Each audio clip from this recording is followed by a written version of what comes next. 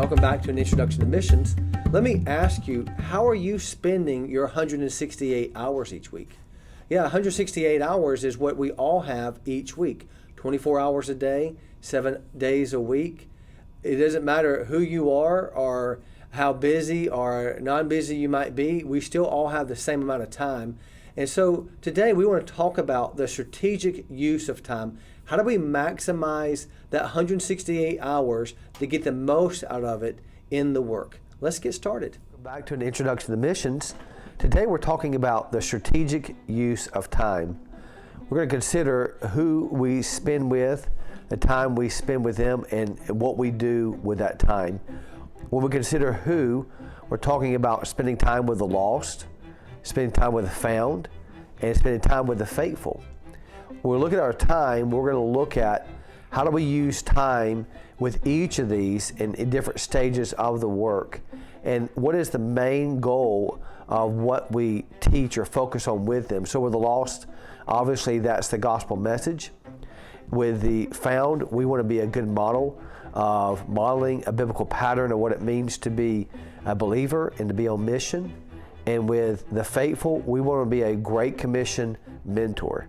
So when we think about where do we spend our time, we go back to who do we speak to, who are we looking at, and we're looking for a person of peace, someone that God is providentially going to bring us across their path, because the Father's at work and He invites us to join Him where He's at work, that we might engage them with the gospel, because we don't know where a person has been before we meet them, what's going to happen after we meet them, and so we trust the Lord. When we look in the life of Christ, we see a specific use of time in the 3 years that Christ was here. We see Him with the crowd, and the basic message there, as we see in John 1:46, where Nathanael said, can any good thing come out of Nazareth? Replying to Philip. Philip said to him, come and see. And so to the crowd is come and see. And then out of the crowd, the message is come and follow, where people are invited to come and be disciples of Christ, to be followers of Christ. In fact, Jesus said in Matthew 4:19, He said, follow me and I will make you fishers of men. And these are His disciples. Now, many times when we think of His disciples, we think about the 12 disciples, but we see in Luke chapter 6 that there are many disciples, and it's out of the many followers of Christ that He chooses 12 to focus on. And so there is the crowd, there are the disciples, and then there are the core group of believers out of disciples who are called to come and be. And so this group here, I think Mark 3:14 says it very clearly, that He appointed 12 that they might be with Him and that He might send them out to preach.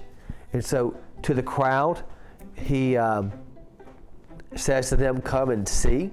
Then out of the crowd are disciples who are called to come and follow. And then out of there are the sent out ones, where Jesus calls them to come and be. And even among them, there are 3 with a very intimate relationship with Jesus. And so we see Jesus' relationship with these 3 different groups of people. When we look at the life of the Apostle Paul, we see a similar pattern of how he spends his time. And so his normal pattern is to go to the synagogue, to the God-fearers, and preach the gospel. He does that pretty much wherever he goes all the time. It's out of this group that people respond to the gospel and they begin to be followers of Christ. And he describes them in the book of Acts and the epistles as believers. And with these, he made disciples of this group.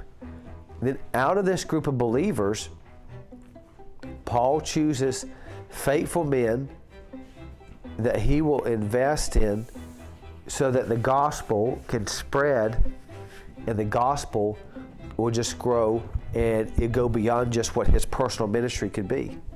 And so even among them, we find certain ones that even he has a very intimate relationship with, and we get to know them more. We get to know more about Timothy and Silas and other men because of his relationship with these groups. And in the churches where he invests in them, he appoints elders or pastors in each of the churches.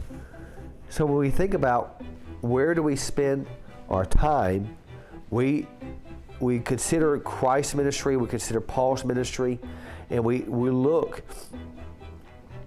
in all these different passages, and we see whether it be in the life of Christ or in Luke's ministry, we see in Scripture how he spends his time among the lost, among the saved.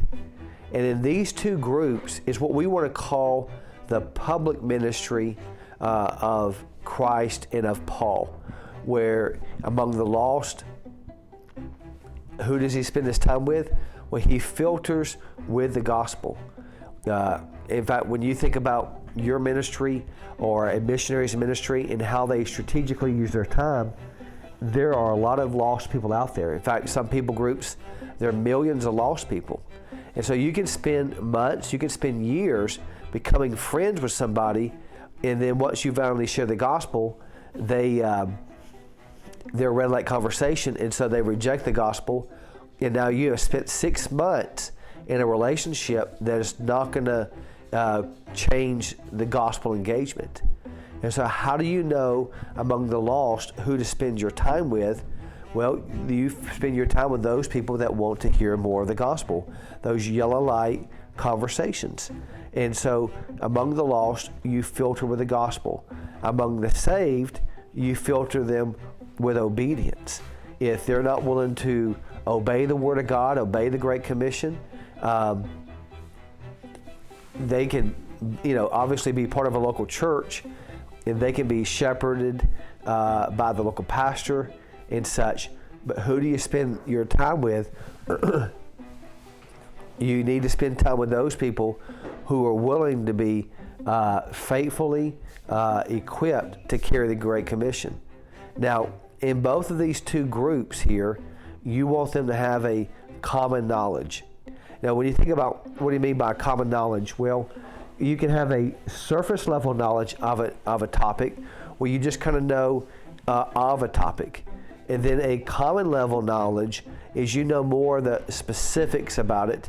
And then a comprehensive knowledge of something is you know all the ins and outs of that topic. So among the lost, you want them to have a common knowledge of the gospel. And among the saved, among believers, you want them to have a common knowledge of the Lord, of His Word, and of His eternal purpose. Now here is we want to draw a line and see a distinction between the public ministry of Christ and the public ministry of Paul, and what we would call their private ministry among the obedient. And so here, many people, either they want to be in the big public ministry and they want to have the big large groups they're speaking to, or they go to the other extreme and they just want to have a few people that they invest in.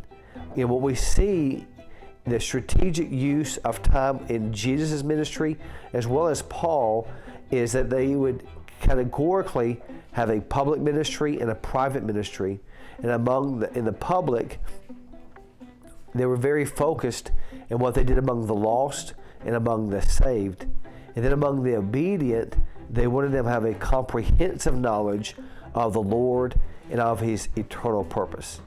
In fact, when we look at Jesus' ministry, what do we see Him doing in the public? We see Him teaching, healing, proclaiming, filtering, rebuking.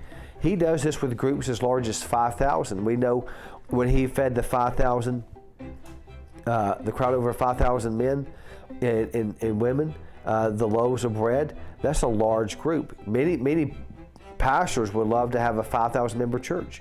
We know on another occasion, he fed over 4,000 once again, just multiplying the bread and the fishes. We know, according to the Apostle Paul in 1 Corinthians 15:6, that over 500 people had witnessed the resurrected Christ. Now you think about that, there's more people in that group of 500 than we can account for in regard to their identity. We know there was 120 who were in the upper room in Acts chapter 2. We know that there were 70 trained and sent out in Luke chapter 10. And we know that there are 12 disciples. When you add all those up, the 500 is there's more than 200 and something people that we don't know where they came from or who they are, but they are eyewitnesses of the resurrected Christ. And so this is Christ's public ministry. And then among the 12, there's the 3 in the inner circle. And even among those, John is considered the beloved disciple. So what did Jesus do in his public and private ministry?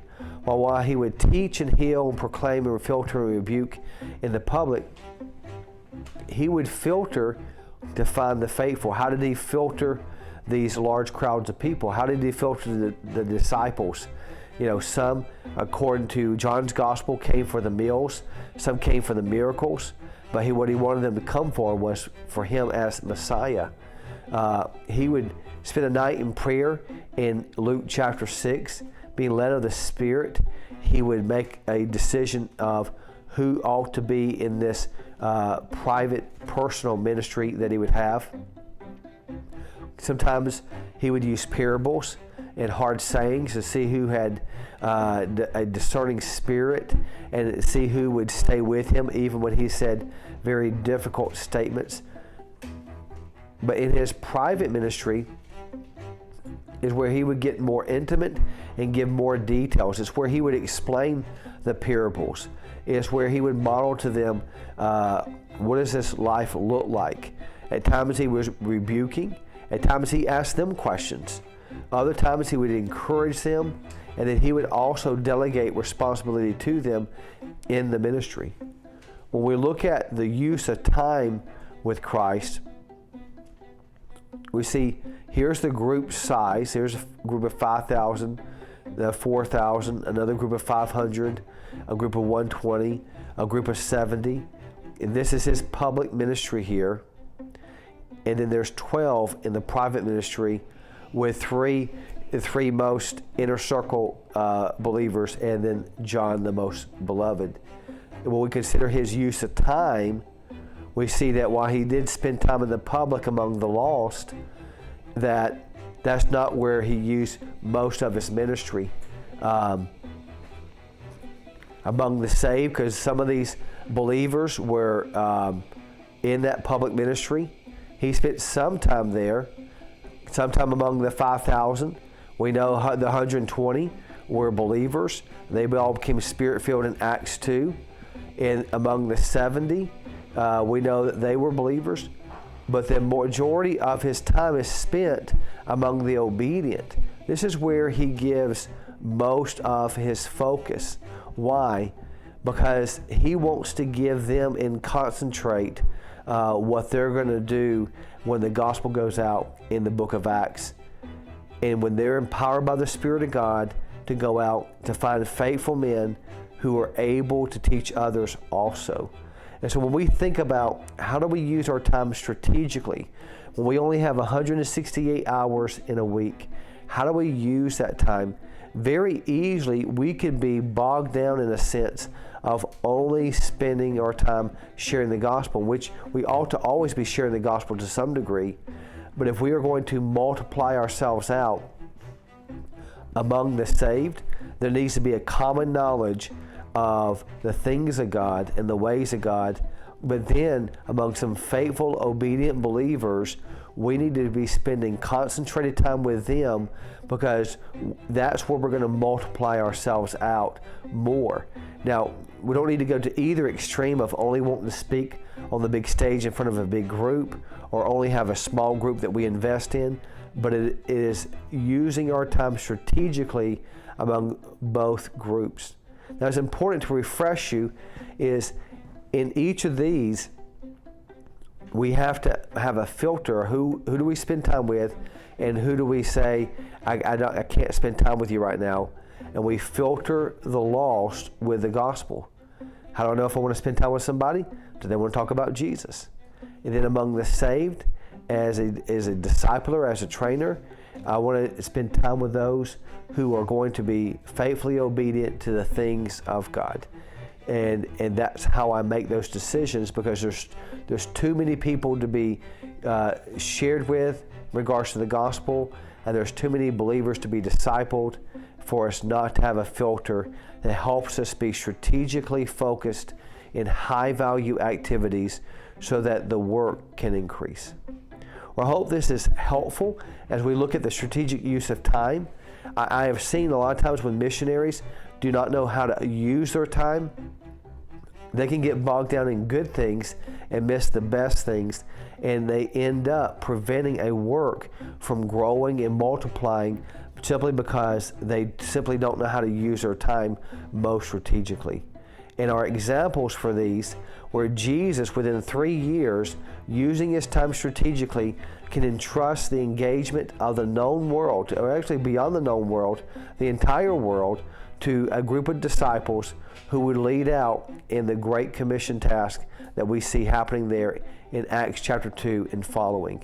The Apostle Paul as well, where he could say in Romans 15 that there's no place left for him to preach the gospel because he has used his time wisely in about a 14 to 16 year window, and so he wants to move on and go towards Spain because he has strategically used his time such that there is a local church that is thriving, that is sufficient and ready to finish the work in the places that he has been.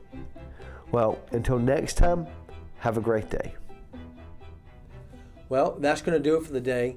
I hope it's been helpful as you consider your public ministry versus your private ministry.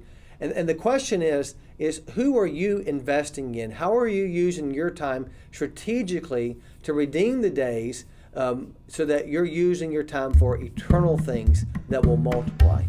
Until next time, have a great day.